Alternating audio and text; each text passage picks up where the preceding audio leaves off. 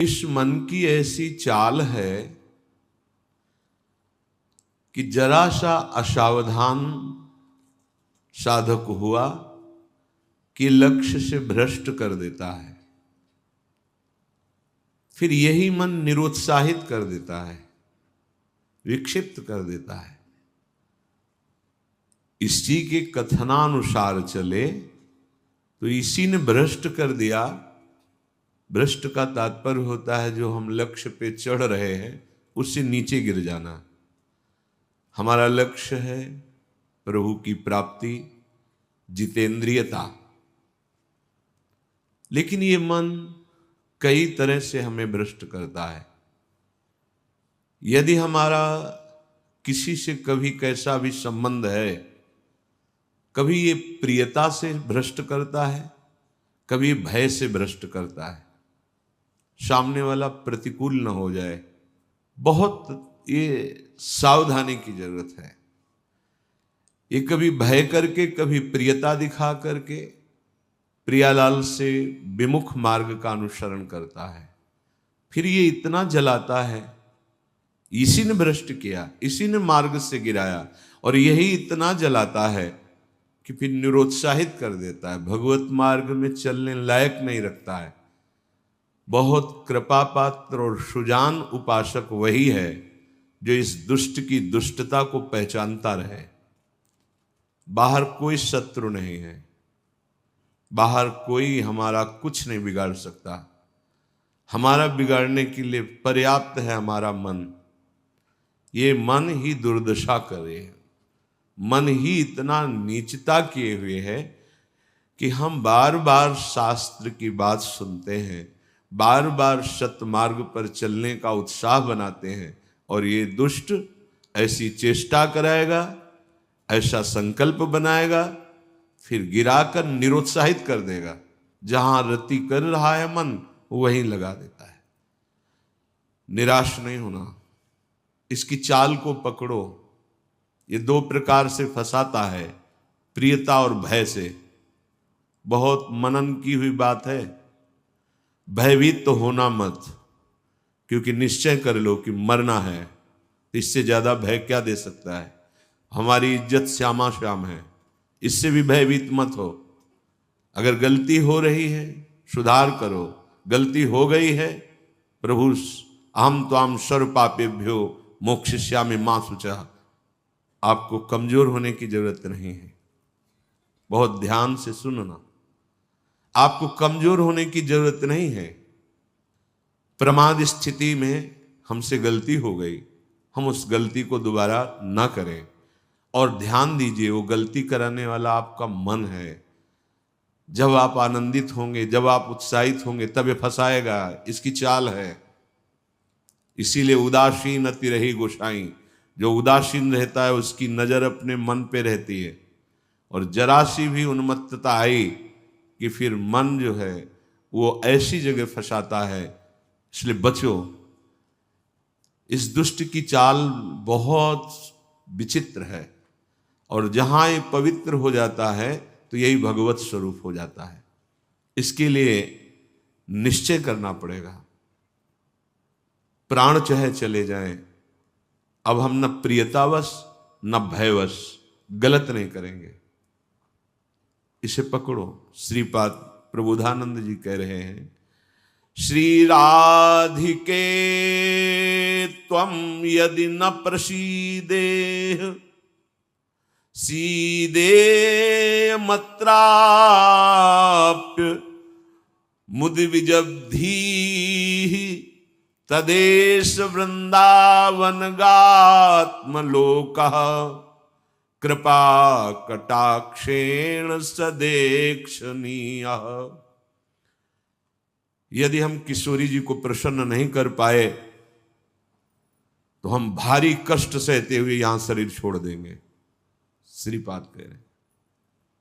देखो, भगवत प्राप्ति करनी है तो बात समझना होगा।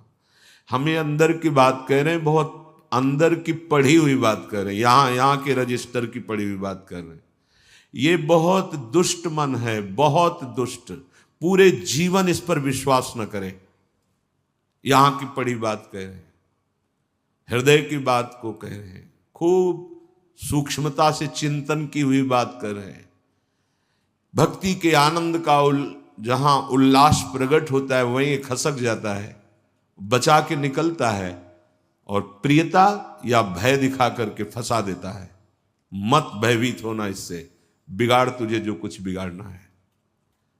जो कुछ अब हो, अब गलत नहीं करेंगे, भयभीत मत होना।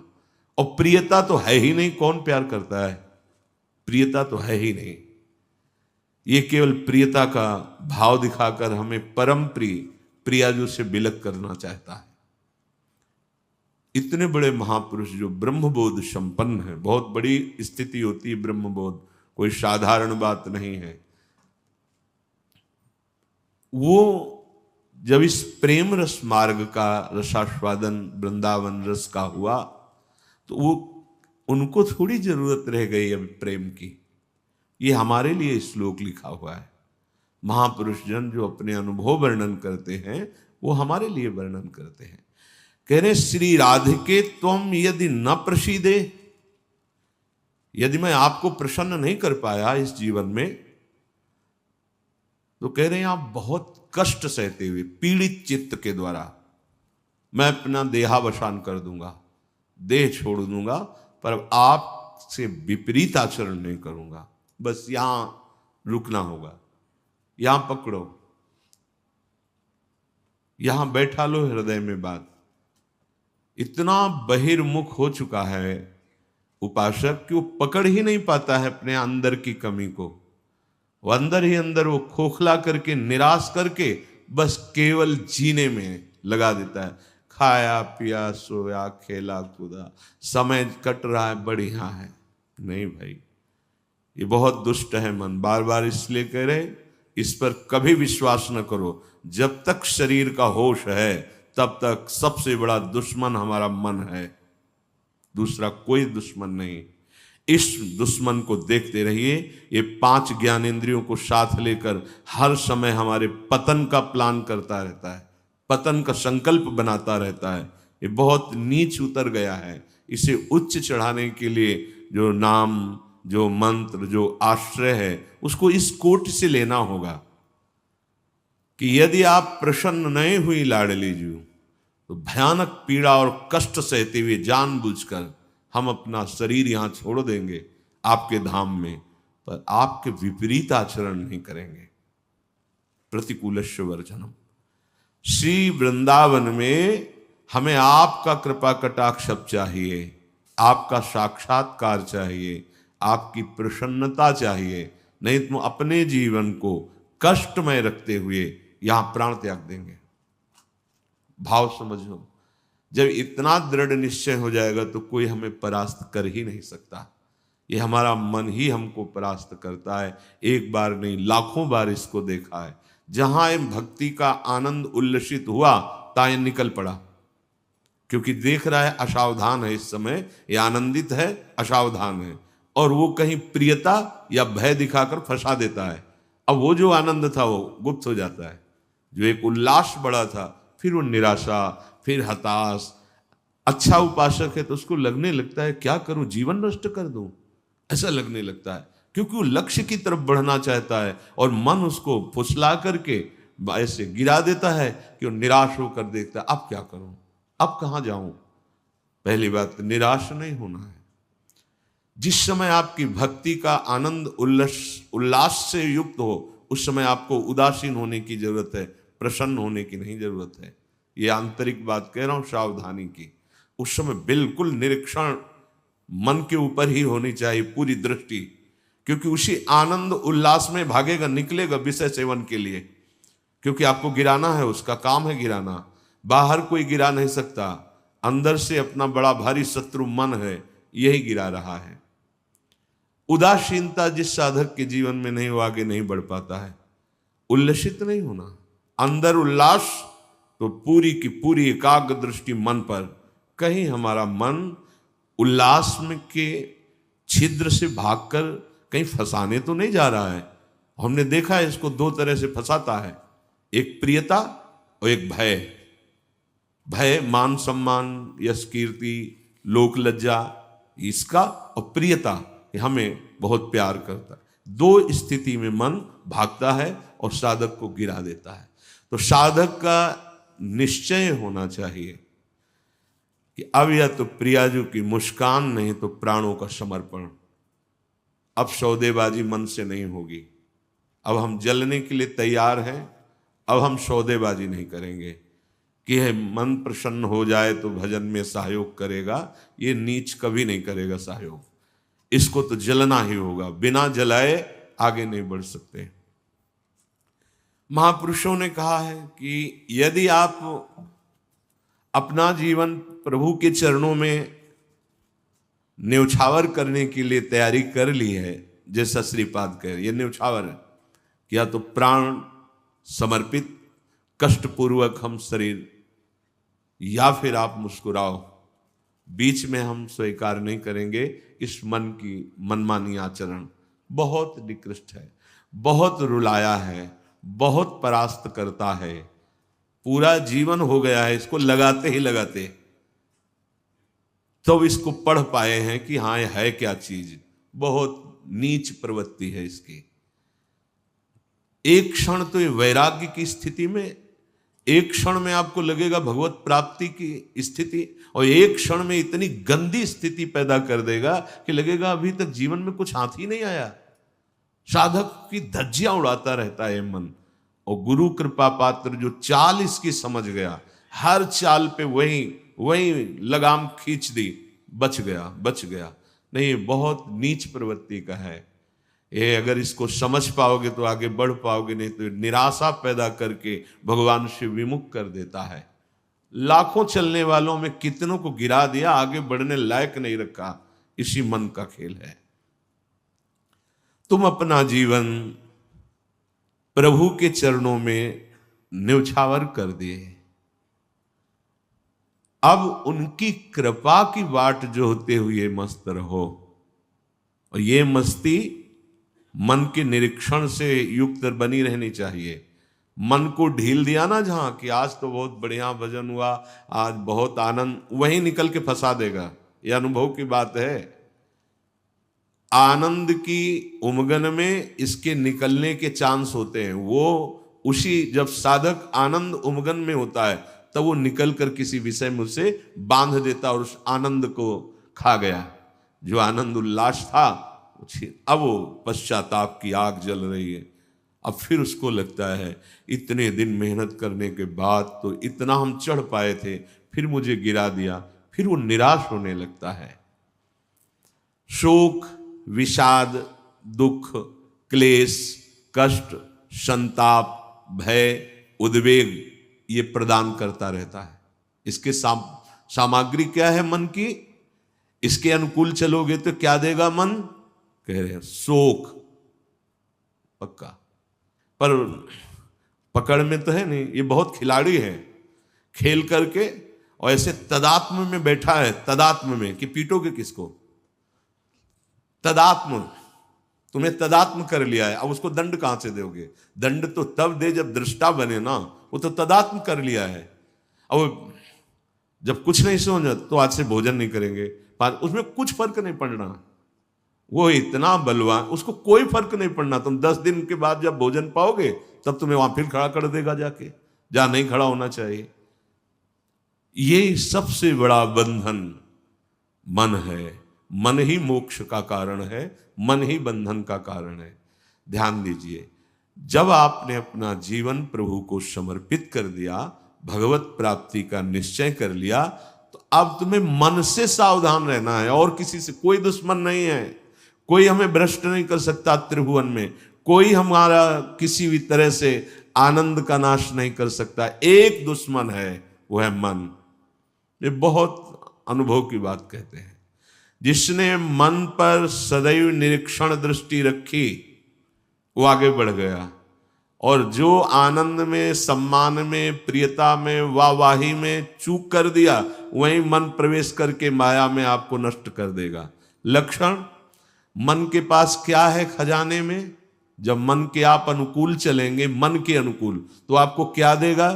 शोक, विषाद, दुख, क्लेश, कष्ट, संताप, भय, उद्वेग, ये आपको देगा। अगर आप प्रभु के अनुकूल चले, मन जितना आपको आकर्षित करे भोगों के, उसको डांट के उसकी बात ना सुनकर प्रभु के अनुकूल चले, तो इनमें से कोई भी दोष आपके अंदर नहीं रह जाएगा। ना आपके अंदर शोक होगा, ना विषाद होगा, न दुख होगा, न क्लेश, न कष्ट, न संताप, न भय, न उद्वेग, कुछ नहीं रहेगा। निश्चय, ये बात निश्चय समझ लो, सारा का सारा मन का एक खेल है। जो सब दुखी हैं, सब परास्त हो रहे हैं, सब जल रहे हैं, उसका कारण मन है। ये मन प्रत्येक श्वास यदि अपने प्रभु के सुमिरन में अर्पण कर दी जाए और मन की बात ना मानी जाए, तो प्रसन्नता बढ़ने लगे। स्वाभाविक दो बातें कह रहे हैं। पहली बात तो हर श्वास में नाम जप चले। दूसरी बात, मन की बात नहीं माननी है। इससे लड़ना पड़ेगा। बिना लड़े कोई परमार्थ का योद्धा विजय श्री प्राप्त नहीं कर पाता, और ये बहुत रुलाता है, बहुत दुख देता है। यही प्रतिकूल हो जाता है। पहले फुसलाएगा आपको, तन्मय करेगा, इसे छू लेते हैं, इसे देख लेते हैं, इसे भोग लेते हैं, बड़ा सुख मिलेगा। और आपने यदि उसके अनुकूल कर लिया तो वही फिर शोक, विषाद, दुख, क्लेश, अशांति ये फेंकेगा। अब तन्मयता में वो तुम्हारे बैठ गया है, तुम उसको अपने तन्मयता में ले लिए, तो अब बाहरी दृष्टि रहती है, चलो फिर आज से अन्न नहीं खाते, आज से मौन हो। कुछ फर्क इस पर नहीं पड़ेगा तुम्हारे मौन से, तुम्हारे अन्न त्याग से। इस पर एक बात केवल, इसकी बात माननी नहीं है, बस। हम ये सब करके देखे हैं। कई वर्ष अन्न जुबान में नहीं, आलू गुड़ जो मिला गांव, कुछ फर्क इस पे नहीं पड़ता। ये सब करके देखा है। बस चतुर सावधान वही जो हर श्वास नाम जप करके इसके खिलाफ रहता है। अब देख लो इसकी खिलाफत करना कितना कठिन बात है। मनोवेग है ये। इस वेग को जो सह गया उसको महात्मा, टूट गया वही दुरात्मा बना देता है। बहुत निंदनीय आचरणों से युक्त है मन। आप देख लो, अगर इसको सुधारना चाहते तो इसके खिलाफ कमर कसनी पड़ेगी आपको। जबरदस्ती इसको भजन में लगाना पड़ेगा और इसकी बात नहीं माननी होगी। नाम में बड़ी सामर्थ्य है। मतलब ये जो हम कह रहे हैं, अब कैसे तुम्हें स्थिति कैसे बताएं, ये बड़ी ऊंचाई से गिरा देता है मन। ये कोई छोटी मोटी शक्ति नहीं है मन। इंद्रियाणाम मनश्चास्मि, ये भगवत स्वरूप है। ऐसा खेल रचा गया है माया का, ऐसा रचना रची गई कि अगर इसका सपोर्ट ना करो तो जीना मुश्किल है। ध्यान देकर देखो, सारा खेल तो इसी के अंतर्गत, और सपोर्ट करो तो जीना मुश्किल है। अब निकलो इस खेल से, निकलो तो परम पद मिल जाएगा। बस जिसने नाम जपा, हरिराम व्यास जी एक पद में कहते हैं, नियंता पतितन को हरि नाम। यही हमारे अंदर कमी हो रही है, इसीलिए हम हार रहे हैं मन से। हम इन सब बाहरी बातों को कोई महत्व नहीं देते। एक है, केवल एक, वही अनेक रूप रखकर तुम्हारे सामने आ रहा है, छुपा छुपी का खेल खेल रहा है। ये अगर मान सम्मान प्रतिष्ठा है, नाटक है माया का, कुछ इससे नहीं होने वाला। कोई इससे आत्म शांति नहीं प्राप्त होती, इससे आत्मानंद की अनुभूति नहीं होती। ये उपलब्धि ना मान ली जाए, हाँ, कि बहुत ऐसा, ये सब स्वप्न है, स्वप्न है। वो एक जादूगर विविध रूपों में आके कह रहा है, पहचान, अगर मेरे मार्ग का पथिक है तो पहचान, मैं तेरे सामने हूं। तो पहचानना तो भूल जाते हैं। अरे बहुत बड़ा सूक्ष्म खेल है। जीत गए तो ब्रह्मा भी नमस्कार करेंगे, ये ऐसा खेल है।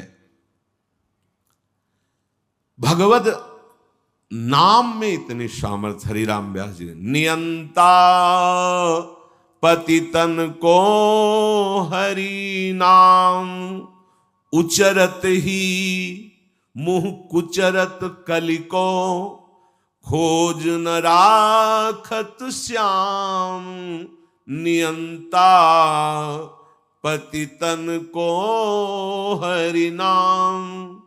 यदि श्वास श्वास, दो बातें भी पीछे बहुत ध्यान से सुनना।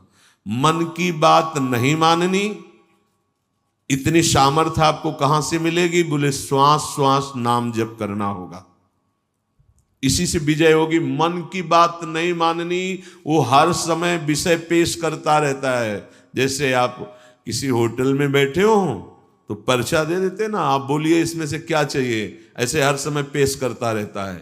पूरे त्रिभुवन में इसी का शासन चलता है, मन का। क्या चाहिए? आपने अगर किसी में भी दस्तखत कर दिए शास्त्र विरुद्ध आचरण है तो गिरा देगा आपको।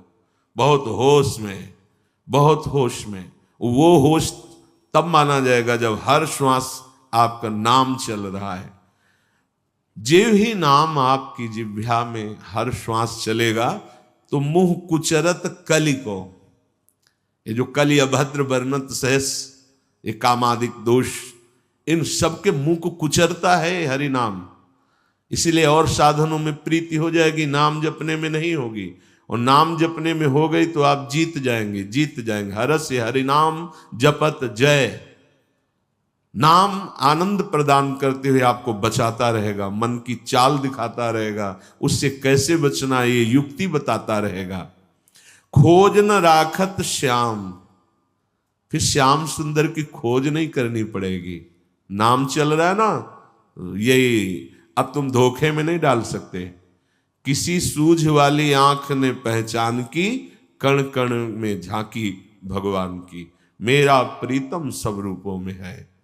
ये नाम आपको अनुभव कराएगा। नाम जप नहीं है तो कुछ नहीं होने वाला। बातें बनाने से माया का पर्दा नहीं हट जाएगा।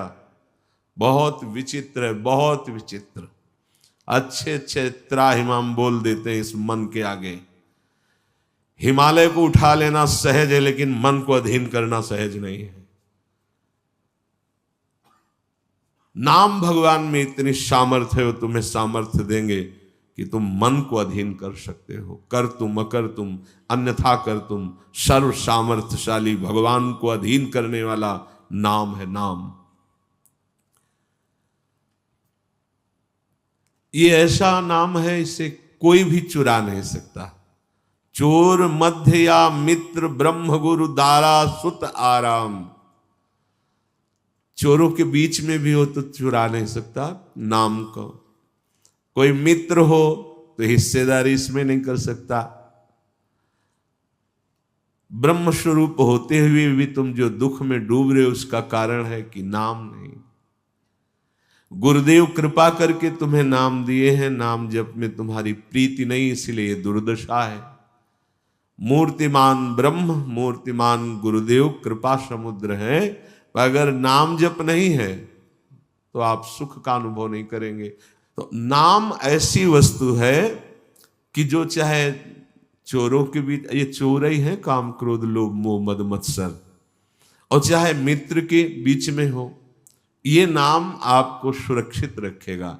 कोई भी आपको मित्रता के द्वारा नहीं फंसा सकता, ना कोई ठगी कर सकता है इस नाम की। ये ब्रह्म स्वरूप है, ये गुरु स्वरूप है।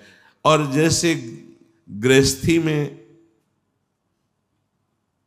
हर सुख पुत्र पत्नी आदि के द्वारा प्राप्त होता है, जिसने नाम को अपना सब कुछ मान लिया तो नाम सर्व सुख दाता है, उसको फिर किसी और की जरूरत नहीं रहती। जैसे घर परिवार में आदमी आता है, बच्चों के साथ हंसता खेलता है, उसे सुख मिलता है, नाना प्रकार की गृह सामग्री देखकर हर्षित होता है।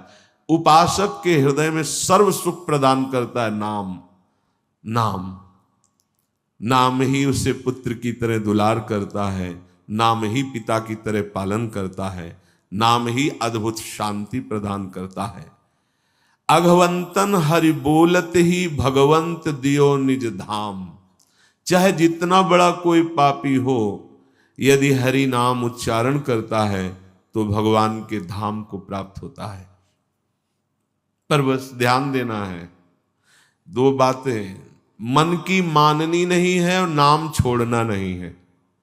अगर नाम जप कर रहे हो, ये अनुभव की बात कह रहा हूं इसलिए कोई प्रश्न की गुंजाइश नहीं। और मन के अनुसार तुम आचरण करोगे और नाम जब भी कर रहे हो तो भी आनंद का अनुभव नहीं होगा। आगे चल के कल्याण हो, मंगल हो, इसमें हमें कोई संशय नहीं है, लेकिन वर्तमान में तुम जलोगे नाम जपते हुए भी। यदि मन के अनुसार चलोगे तो तुम्हें भगवदानंद का अनुभव कभी नहीं हो पाएगा। शरीर छूटने के बाद भगवान जैसे अजामिल को परम पद, वो बात अलग है, लेकिन वर्तमान में जीवन मुक्तता और आनंद का अनुभव मन की बात न मानने से होगा। ये जो मन हमें गलत सलाह दे रहा है, ये जो मन हमें भोगों में फंसा रहा है, आप चाहे जितना प्रयास करें, ये आनंद का अनुभव नहीं होने देगा। छाती की बात कहते हैं, किसी के पढ़े लिखे समझाने की बात नहीं, यहां की बात। अगर विषय सेवन मन के अनुसार हो रहा है तो साधन होने पर भी भगवदानंद का अनुभव नहीं होगा, नाम जपने पर भी भगवदानंद का अनुभव नहीं होगा। ये रोकना होगा। धर्म विरुद्ध आचरण के लिए मन जो हमें सलाह देता है, नहीं मानना होगा। हरिपद पंकज छत्र छाह बिन मिटे न दुख रवि घाम, नियंता पतितन को हरि नाम।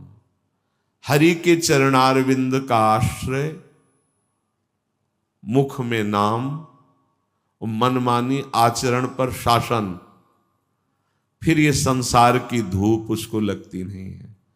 फिर दैहिक दैविक भौतिक कोई भी ताप उसे स्पर्श नहीं करता है। जो हमें आनंद अनुभूति स्थिति प्राप्त होनी चाहिए वो स्थिति नहीं है। बिना स्थिति के बातों से माया पर विजय प्राप्त नहीं की जा सकती। इसलिए नाम जिह्वा से और बुद्धि एकदम सावधान होकर मन की हर चेष्टा पर निरीक्षण। मंगलमय भगवान ऐसा विधान बनाएंगे कि आप सर्वदा सुखी और प्रसन्न रहेंगे यदि आप ऐसे चलेंगे। भगवान हमारे विचारों को देखते रहते हैं। ध्यान से सुनना, तुम जो विचार अंदर कर रहे हो वो भगवान देख रहे हैं। जब भगवान देखते हैं कि इसकी आशा का विषय संसार है, मैं नहीं हूं, तो अब बाहरी हमारी क्रियाएं भक्ति की हो रही हैं, आशा संसार की है, तो भगवदानंद का अनुभव नहीं हो रहा है, हाथ में विफलता लगती है। बिल्कुल अक्षरशः ऐसा ही है। बहुत गुस्सा लगती है मन पर, बहुत गुस्सा कभी कभी लगती है कि ये साधकों को नष्ट करने के लिए हर समय जाल बुनता रहता है। जैसे मकड़ी जाल बुनते ऐसे ही बुनता रहता है जाल, और ये खुद जलता है, खुद परेशान होता है, खुद बंधन युक्त होता है। यही बड़ा विचित्र खेल इस मन का, बड़ा विचित्र। महीना 2 महीना हो तो लड़ ले, पूरे जीवन लड़ना तभी परम पद प्राप्त होता है। पूरे जीवन जरा सी चूक होती फंसा देता है, निराश कर देता है, उदास कर देता है। भगवान तुम्हारे अंदर के विचार को देखते हैं। तुम्हारे विचार में यदि आंतरिक संसार के सुखों की आशा है तो वो आपके अंदर हैं, अनुभव में नहीं आएंगे। देख लो, जो लोग कहते हैं ना कि इतने वर्ष हो गए हमें नाम जप करते, उसका भाव समझो। अंदर के विचार भगवान तुम्हारे देखते रहते हैं। तुम्हारी आशा यदि संसार के भोग हैं तो वो सामने नहीं आएंगे, यहीं हृदय में बैठे हैं। उत्तम भाव प्राप्त करने के लिए तुम्हें अपने मन से संसार के विचार हटाने होंगे। ये जो भगवत चर्चा है, भगवान की लीला कथा है, इसमें इतनी सामर्थ्य कि आपके विचारों का परिवर्तन हो जाएगा। श्रृण्वतां स्वकथा कृष्ण पुण्य श्रवण कीर्तन हृदयंतस्थो हृभद्राणि विधुनोति सुहृत्सताम। भगवान श्री हरि श्री कृष्ण का जब यश सुना जाता है, नाम महिमा, गुण महिमा, लीला कथा, पुण्य श्रवण कीर्तन सताम साधूनाम सुहृत हितकारी भगवान श्री कृष्ण स्वकथा स्वकीय गुणानाम कथा श्रृण्वताम श्रवण परायणानाम अंतस्थ हृदय स्थिता। भगवान श्रवणेन्द्री के द्वारा जाकर उसके हृदय में स्थित हो जाते हैं। भगवान की कथा पुण्य श्रवण कीर्तन परम पुण्य प्रदान करने वाली है। जब हम कानों से भगवान की कथा सुनते हैं, नाम महिमा सुनते हैं, तो भगवान कानों से हमारे हृदय में जाकर प्रकाशित हो जाते हैं।